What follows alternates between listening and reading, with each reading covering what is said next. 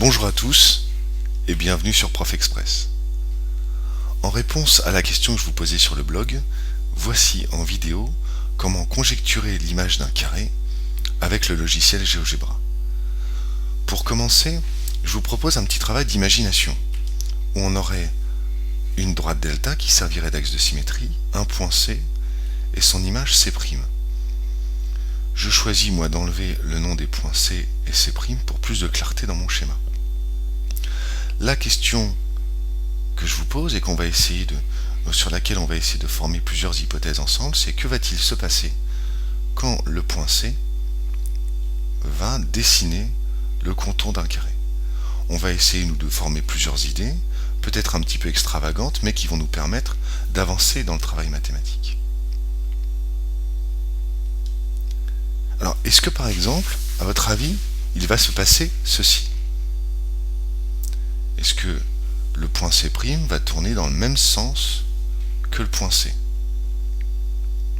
Alors là, vous vous dites nécessairement non, car vous vous rappelez, ou bien je vous le rappelle, que la symétrie axiale agit comme un pliage, et que si le point C va vers la gauche, essayez de vous imaginer le pliage comme les pages d'un livre autour de la droite delta. Si le point C va vers la gauche, le point C', lui, va aller vers la droite.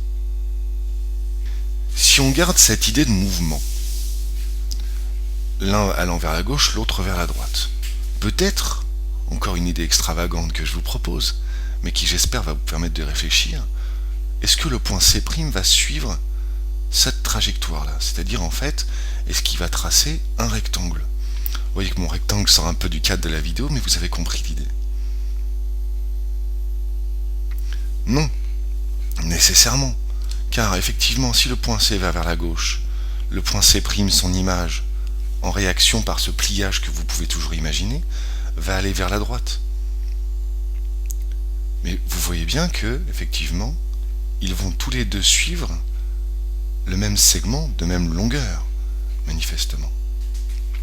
Et donc on en vient à former l'idée suivante, que si le point C dessine effectivement un carré, le point C' va tracer ce carré-là. On est arrivé à la fin de nos idées mathématiques. Essayons de vérifier tout ça avec le logiciel GeoGebra. Reprenons la méthode que je vous avais expliquée dans mon article. Vous voyez, l'icône de droite nous permet de tracer une droite qui va jouer le rôle de l'axe de symétrie. L'icône du nouveau point va nous permettre de tracer un point C dont on va chercher à construire l'image par la droite AB.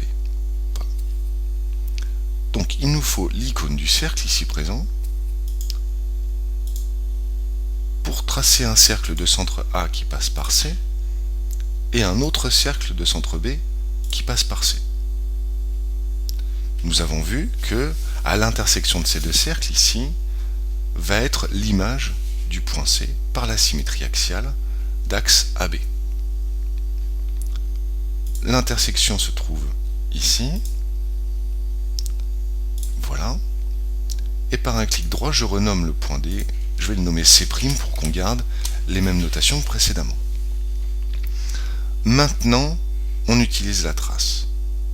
Le point C, on clique droit dessus, trace activée, le point C', la même chose, et avec l'icône de sélection, je vais promener mon point C le long du contour d'un carré. Observez bien, vous, pendant que je le fais, le point C'.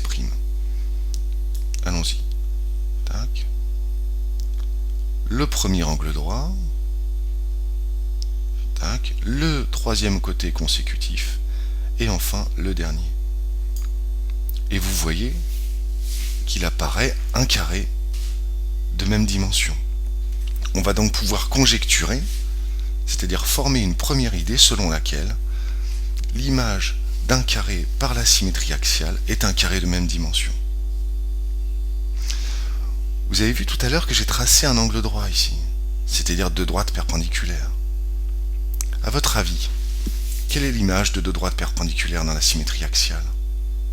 De plus, quelle est l'image de deux droites parallèles dans la symétrie axiale?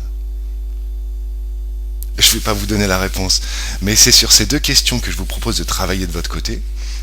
Et quant à moi, je vous retrouve sur le blog de Prof Express pour un nouvel article et plus tard pour une nouvelle vidéo. Au revoir.